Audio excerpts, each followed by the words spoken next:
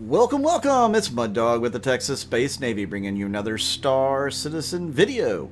And today we're going to talk about Delamar. Why are we going to talk about Delamar? Well, because Delamar's going home.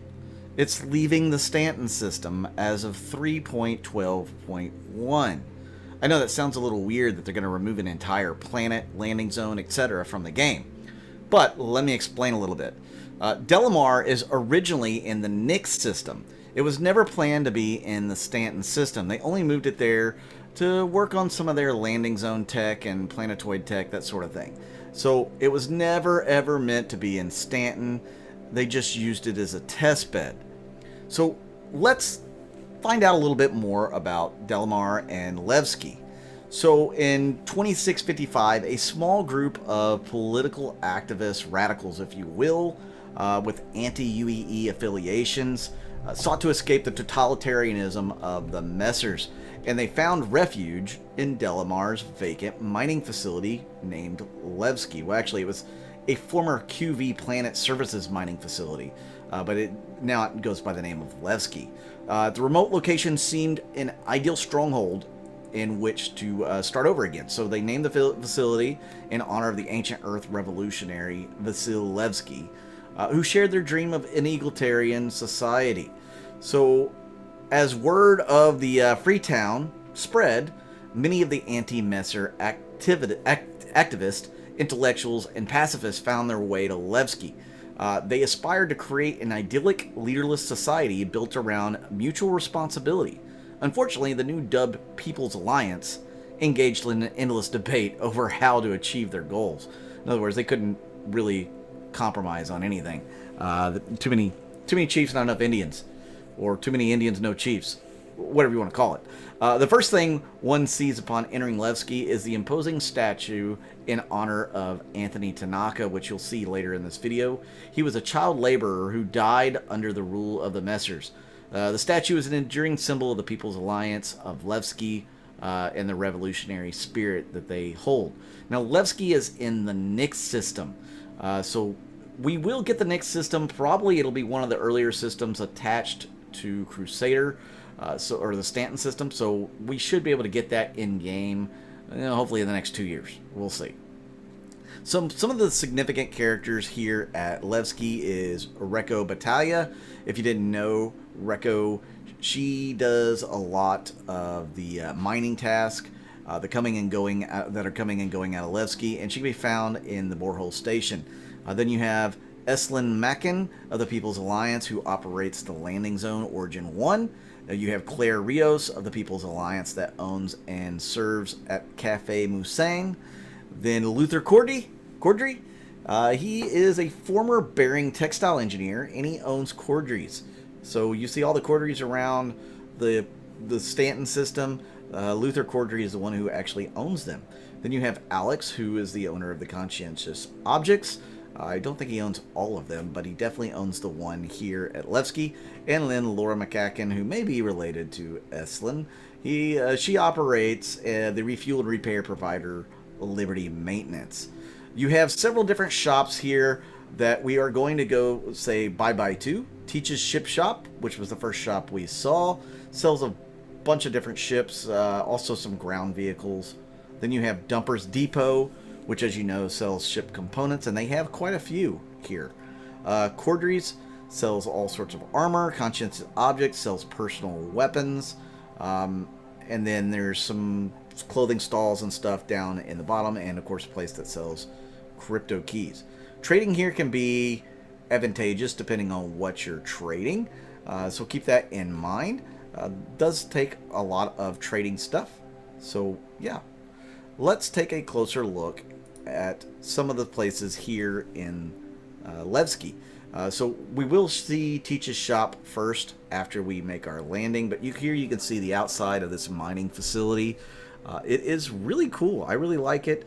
There are some graphical glitches here, and you will notice probably throughout the video there'll probably be some frame rate issues. Okay, yeah, that's going to lead to another topic, and Morphologist actually touched on it, and he's exactly right. Why are they removing Levski, Delamar, from the Stanton system?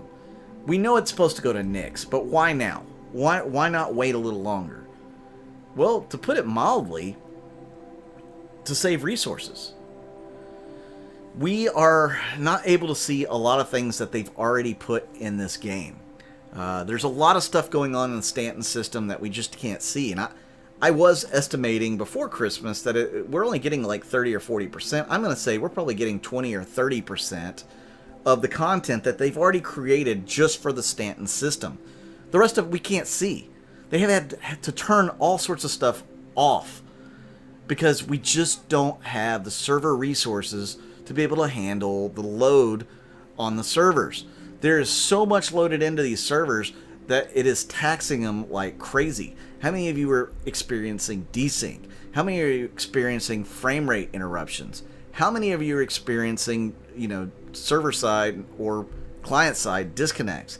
It's very much related to the fact that the servers can't handle all of the stuff that they have in the game.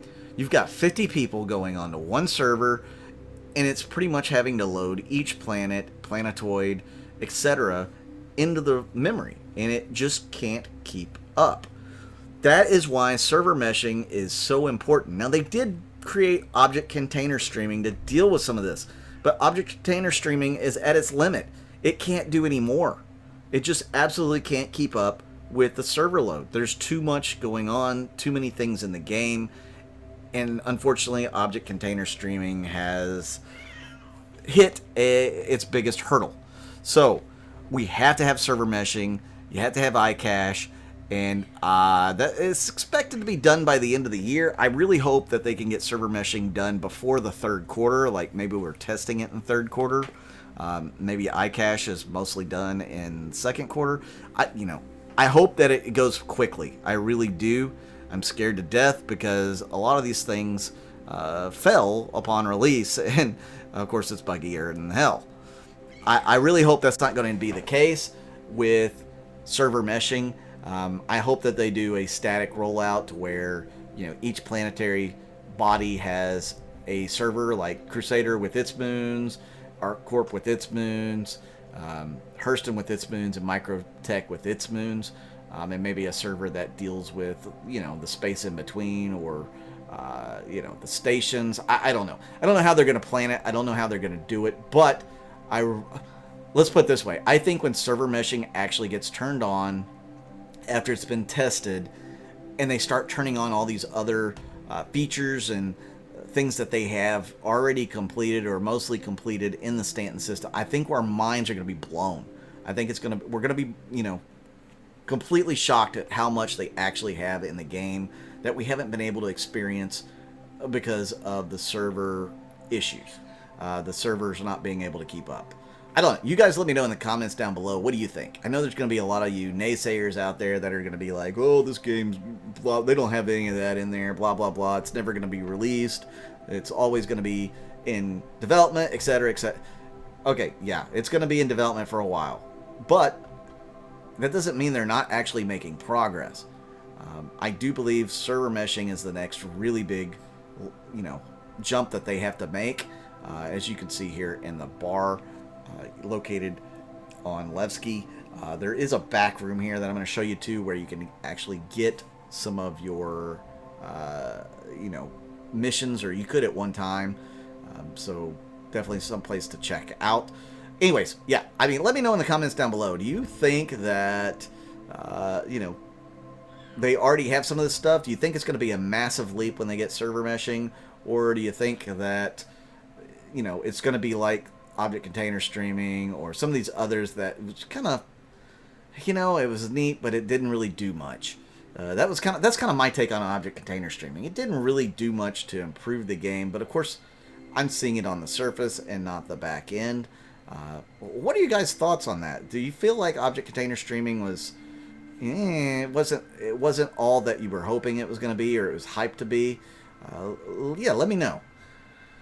Now we're going to head over to, I believe, Dumper's Depot to check it out. Just the insides. Now, I did have all the inventory pulled up for you guys as well, but this video would have been 40 minutes long if I showed you all the inventory of all the shops. I just want to show you some of the shops, what they're planning on doing with the inventory and ships and things that are only available at Levski, is to move those to other places, other stations all across the Stanton system, so that you're still going to be able to have some of those items and stuff. It's just not going to be at Levski anymore. Now, all the shops, the planet itself, etc., obviously, is going to go with Delamar when it moves to the Nix system. My question is, how many of you frequent Levski? How many of you use it as a home port? Because there is no monitoring of crime and stuff here. Like, you can commit your crimes and all that in Levski space and not get a crime stat here. How many of you use it as your pirate haven or starting off location? Do you like Levski? Are you going to be sad that it's going? Let me know in the comments down below. I know that, you know, I'm going to miss it, but I don't miss the frame rate issues from coming here. I know our org uses it frequently for org ops, especially when we're doing PvP, just so we don't get crime stats so easily. Hopefully with the Forgive system, they keep improving that, and we don't get crime stats in other locations. But here we're going to Corderies, and, you know, that's the biggest thing that we're going to miss about it. But if it improves server stability right now, I'm all for it. Again, why are they removing it in 3.12.1? I mean, this is the very next patch. Why aren't they waiting until 3.13? Well, it's because of XenoThreat. XenoThreat is, as most of you probably already know, an in-game event that they're going to be doing throughout the first quarter of the year. They are a pirate organization, if you will, or an anti-alien organization, gang from the Pyro system that are going to be invading Stanton, and they're going to be taking on the UEE Navy. They will destroy a lot of starfarers that are carrying cargo, and it'll be the player's responsibility to deliver that cargo safely back to Jericho Station. If you don't know what Jericho Station is, I have a video on that, but this mission will give you a jump point to it. So for those of you who can't find it on your own, I mean, you'll be able to jump to it. This whole starfarer cargo disaster that you're going to have to help alleviate is about 600 kilometers away from Jericho Station. Some of the cargo will not be able to survive quantum. Some of them will be requiring a fast ship because it'll be timed. And other cargo would just be fine, you know, by normal travel. So you're definitely going to have to sort the cargo, and it's going to take multiple people to do it satisfactory. So it's going to take a while, even with multiple people. You have to go into the cargo holds of the starfarers. You have to fight with FPS weapons against outlaws that are inside the ships. Then the ships are going to be attacked while you're fighting inside the ships and picking up cargo. And then they will bring an Idris in and attack the Javelin at Jericho Station, and you will have to defend that Javelin. So there are all sorts of scenarios that make this mission pretty interesting. And from what I hear from a lot of people, it's a lot of fun. It takes like 40 minutes or something to do.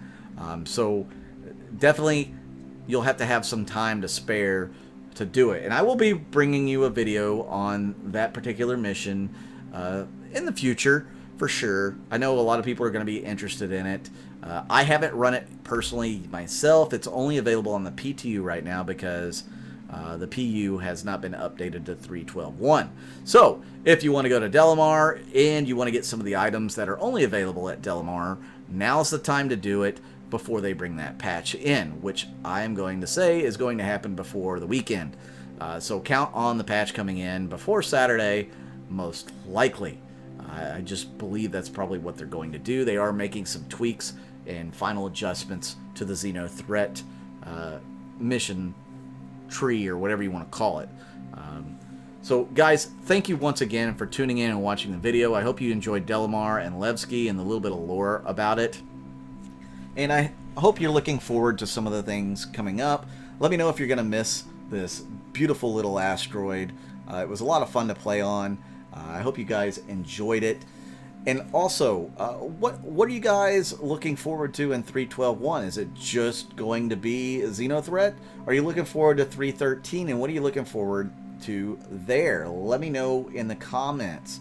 I do want to say thank you to everybody that's been tuning in and watching the videos. Thank you for everybody that's been watching the ads all the way through and clicking on them. That really helps the revenue of the channel. Helps me out tremendously. You have no idea. Thank you to all my YouTube members and all my Patreon. I still plan on doing something special for you guys as perks. So stay tuned for those. Hopefully we'll be able to kick that off in February. We're still trying to get some of the back end stuff set for that. But thank you once again. I'm Mud Dog with the Texas Space Navy, and I'll see you out in the verse.